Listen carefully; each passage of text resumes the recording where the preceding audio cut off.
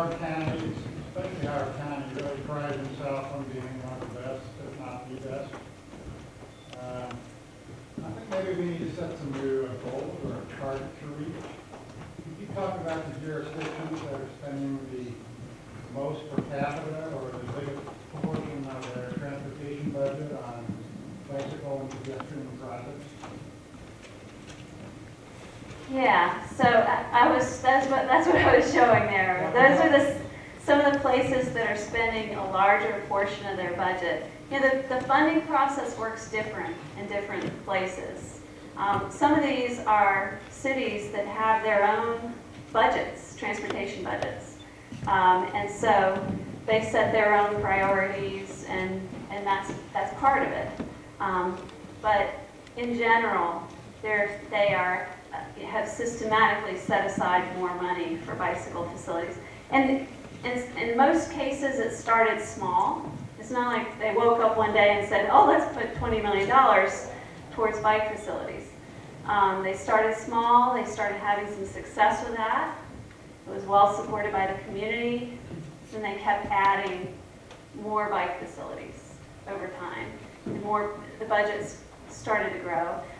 The other thing is that you know, when you start to have a little bit of success, then there's more political support.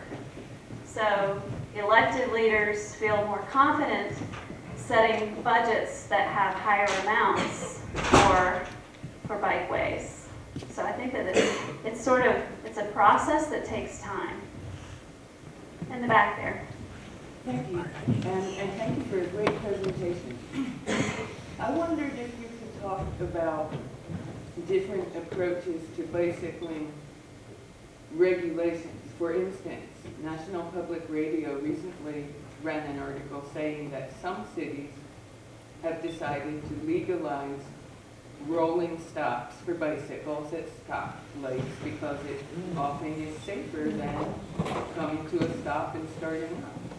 Another example, gosh, that picture you're showing, it breaks my heart to see someone not wearing a helmet.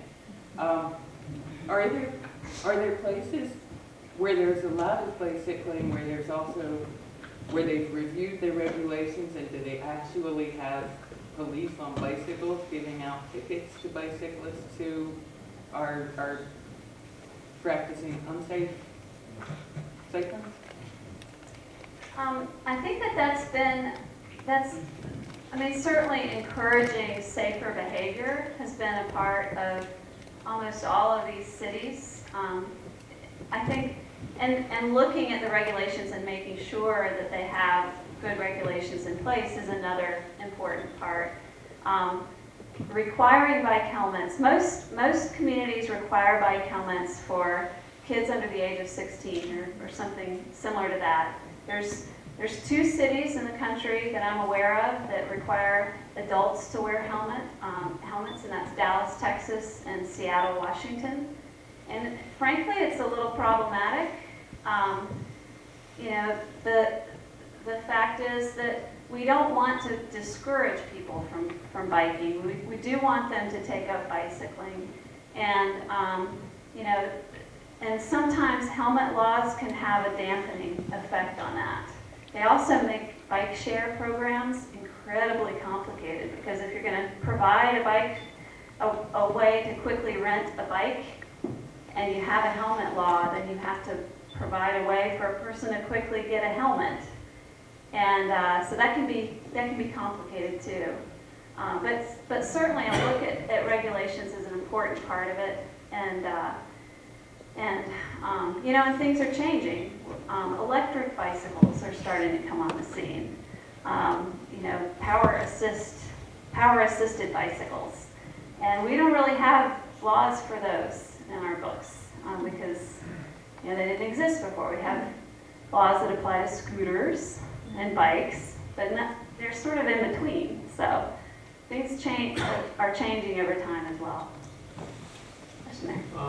Thank you, Jennifer.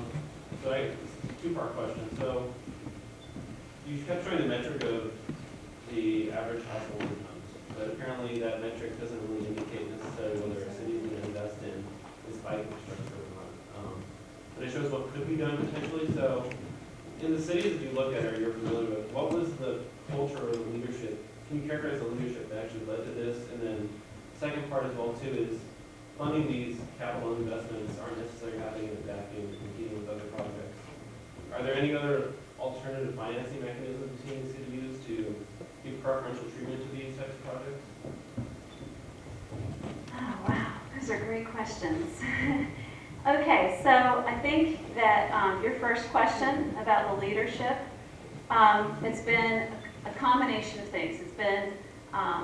It's been having a leader who really gets it and really wants to be a place where you can do more than just drive a car, and it's also having that kind of leader for more than just one term.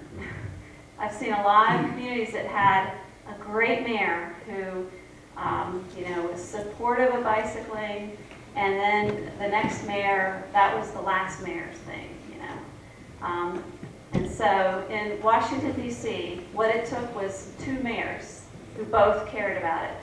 One came right after the other, and that's what got all of that stuff done. The bike share program, the 50 miles of bike lanes, the new bike trails that they built, and all of the innovations. So it's part of it's political leadership, but I think that really comes from seeing rooms like this full of people who care about it, right? So, they've had strong advocacy organizations who work with the city to get them more comfortable, providing new types of bike facilities. I mean, in each one of these communities, when they started, they didn't have any experience building this type of facility. They had lots of experience improving intersections so they could get more cars through faster, and widening roads so that more vehicles can go faster. And so this is very new, and so the early years are sort of a pilot time when you're testing different things, getting used to different types of treatments, and having a supportive advocacy group, not just one that's yelling that it's not right, but that's being very supportive and encouraging is important. Okay. I moved from Montgomery County to here, and I biked all the time in Montgomery County, and I biked in Bethany, Delaware, and I biked in St. George and Quebec City, Canada. What do we need to do to be able to bike here? Because my bike is in my garage, and I'm terrified to bike on the road because I don't want to get hit. But I would like to be able to bike before I die in Columbia, so is there any opportunity? What do we need to do?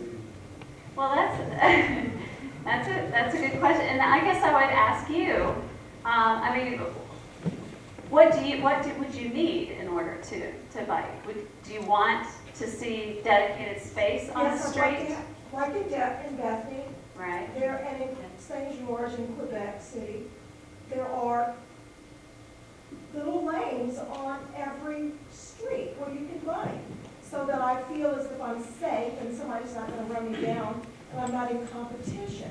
And the same thing in Montgomery County, there are trails every place for bikers, but here there's just, I live in Swansville, there are bike paths behind my house. I don't know where they go, and they don't go anywhere, and then, what do I do? And Well, here's the big secret. They actually do go somewhere, but you have to know the system. And one of the purposes of the Pathways project that Jane talked about is to figure out ways to provide wayfinding, some signage and things so you know where that path leads to. And also there's gaps in that system. There are key gaps. That's where the problem is. Yeah. Suddenly now you're at the edge of something and you have to jump a curb with your bike in order to keep going. And so those are things that need to be improved about the system. But it does go places. It's just knowing where is difficult. And the other thing is Columbia has a lot of little neighborhood streets and cul-de-sacs, and you come out on one and you don't know where you are. So that's another thing that Pathways project is going to aim to improve. And then talk about the on-road connections that are needed to make, because not everyone lives right on a path. So you might need to get to one. It is there too, I could just add, I rode over here tonight to this location from Dorsey Hall, and it wasn't easy to do it without being on a major road, but by using the map and a little bit of homework before, it was a combination of using Centennial Park trails and going through some neighborhoods and using the Columbia Pathways. I mean, it was a mismatch of all that, and there wasn't a single sign the whole way. I had to figure it out. But there are ways, it's just a little tricky. Yeah, okay, in the back. So I would say 90% of your slides are about, the slides that aren't about statistics are about infrastructure. Yes. And so I'd like to know if you're aware of any facts on, when you look at the communities that you've described and others in the U.S. that have developed a very high mode share for bicycles, what are they doing educationally? Well, first I would say, I'm not sure I would say anybody's got a very high mode share. 10% very high. Yeah, unless you look at Europe, there's Yeah. some much higher mode shares. They're addressing education and to varying levels. Some are doing a better job than others. So Portland, Oregon, for example, one of the leaders in the country when it comes to bike infrastructure and bike programs and encouragement programs, they have a very strong program in elementary schools to teach kids how to navigate as both a pedestrian and a bicyclist. And they take kids out on bikes around the school. They do very hands-on training. It's not just a classroom training about how to fit your helmet. They take kids out and they bike around the school. So what's that adult education? I mean, I think there's a lot of people out there who, even if you give them the infrastructure, they're going to make mistakes. And sometimes mistakes can be very serious. Yeah, and so there are lots of examples of cities that are now trying to do a better job of educating adults as well.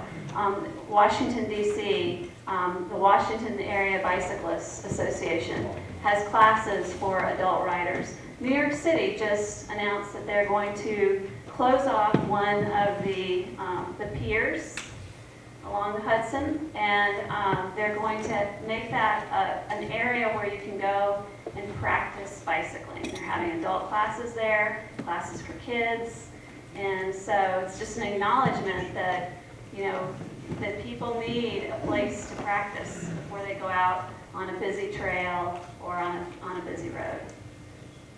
Chris. If I can be a little self-serving here. I'm a member of Bicycling Advocates of Howard County, bikehoco.org. On the education point, this Sunday we are offering Road Bike 101 for novice cyclists. Go to bikehoco.org, you'll see the sign up. We are limiting to 60. We'll teach Road Biking 101, how to do it safely, how to do it fun. As far as advocacy, that's another thing we do. We met this afternoon with county officials, talking about how do you get from here to Fort Meade? What do you do on the roads? What are the plans? So you want advocacy, bikehoco.org, give us a donation. We'd appreciate it. We have Dave Cookson here, who is from the county, who deals with bicycling on a daily basis and facilities. We have, in many, many ways, a concerned government structure in place, and it's a question of getting a dialogue going. An example of it is that we have an ongoing dialogue with the police department. We gave the first 3-foot law ticket in the state, in Howard County. And we're prosecuting somebody right now. There's somebody being prosecuted for being a schmuck and throwing something at a bicyclist. And the state's attorney, who's, we call her a tricyclist because she's a triathlete, is not letting this one go with a simple slap on the wrist. This is a prosecution aiming at serious conviction. So advocacy is very important in all of this, and keeping a dialogue going with the government. So again, bikepoco.org, that's us. Okay. Here in front. Everybody's talking about educating the bicyclists. I'm just wondering if in any of these programs you also had tandem education for drivers. Oh, yes, yes, very good point. And, Have you, yes. any drivers in the state of Maryland requested inputs from all the advocacy groups in the state, like Maryland Carol's group coordinated, so at least new drivers are getting educated on how to resist a bicycle. Yeah, and there have been sort of media campaigns around teaching drivers how to pass bicyclists correctly. Washington, D.C. has a Street Smart campaign every year, and every year it focuses on a different issue, and some of those years have been very focused on drivers. So, back in the back. I wonder what efforts have been made to get bike manufacturers, helmet manufacturers to fund some of these improvements in facilities and classes and whatever needs to be done. Do you have any statistics on how much they've actually contributed anywhere to this program? Yeah. Well, so we used to complain about that a lot.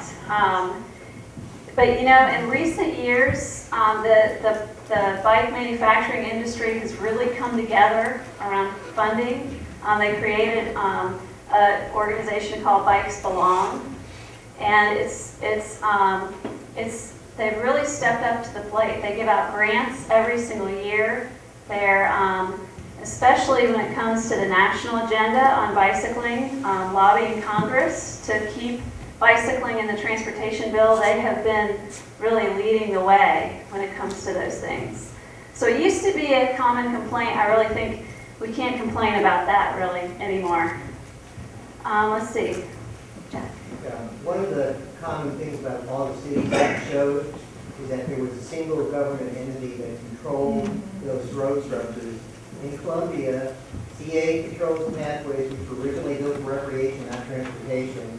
The county controls about 80% of the roads around here, and the state, SHA, controls a number of roads. 175, 108, the main connectors through Columbia are not controlled by the county or by CA. Yeah. So how do we join all those Yeah. together? Okay, so that is a great question. We do have some unique things about Columbia that we have an association. We're not an incorporated city. However, in each of those examples, it was not simple. Just because it's one government agency or one government does not mean that it's simple. Very similar situations where a parks department controls the pathways and builds the pathways and maintains the pathways, and a public works department handles the roads. And so while there are complexities here in Columbia, each one of those cities had their own unique, set of challenges when it came to the different entities that control the public right-of-way. Oftentimes, states control a portion of the roads. In Minneapolis, that's true. So it's having to work very closely with their state partners to get them on board with the ideas. So I think each community has its set of issues that they have to overcome. Okay, over here. So one of the things I think is happening is that we're starting to realize we can't build our way out of congestion, but yet roads are always able to be built. It's such a powerful money force involved. But one of the things in your slides, you were talking about the $7 million bridge, $5 million bridge, and the really expensive projects. But really, when it comes down to lane miles, could you maybe throw a figure out there that says per lane mile, how much does one cost compared to the other? A 2-lane road compared to 2 lanes of a bike, a bike path, exclusive right-of-way bike path. Oh wow, that's a hard question to answer. I just figure that people are persuaded by Yeah. money how much less it bills. Yeah, the comparison, you know, I don't know, what does an interchange cost, Mark? Is it $10 million? 40 or $50 million. So one interchange costs $40 or $50 million. You know, Minneapolis has probably spent a total of $90 million on their system. So for the cost of 2 interchanges, they built all of that stuff that I showed you. So it's a matter of priorities, and you know, transportation funding. This transportation funding process is very complicated, and you know, so it takes a lot of work to change those priorities, and but it can be done. You know, I showed you the road diet treatments.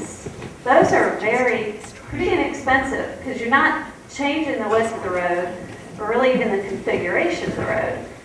You still have the curbs in the same place. You're just painting it differently. So you have to wait till you repave the road and you wipe it clean, right? You got new pavement, and then you put a new striping pattern down, and you got to put up some additional signs that indicate the bike lane is there, but they're pretty cost effective. So. Well, I was going to say that there's going to be a lot more questions, but perhaps we could say to you, please stay after and talk with Jennifer. I want to thank you very much for coming. Some of the things we heard and Jennifer said in the movie when we started, we have to be persuasive, we have to have priorities. And I think we are on the cusp here of really kind of changing the paradigm. All of you in the room who come tonight, in your day jobs, in your activities, in your hobbies, trying to reimagine the place that we live and work here. It's, you know, it was a great experiment when it started, and it still can be as we innovate to create a better place for us to be biking and walking and living. So I thank you very much. I thank particularly Jennifer for coming. For some of you have a green flyer in your hand. You got it when you came in. That is the project that Jennifer was talking about, Connecting Columbia, where CA has hired consultant help to help us to try to imagine our pathways and how to improve them, as well as the roadways around, working closely with the county as they start to bike master. So we'll have preliminary recommendations in a month's time. It's May 23 at the other barn. So please, I hope I'll see you there. Also on our website, ColumbiaAssociation.org/Connecting Columbia, there is a survey that we'd love you to take about how you use our pathways, if you do, why you use them, how you'd like them to be improved. We've had 400 and some odd people take that survey, but we'd really like to get the number over 500, so please do take that survey. And thank you again for coming. Jennifer, will you stay a little bit? Yes.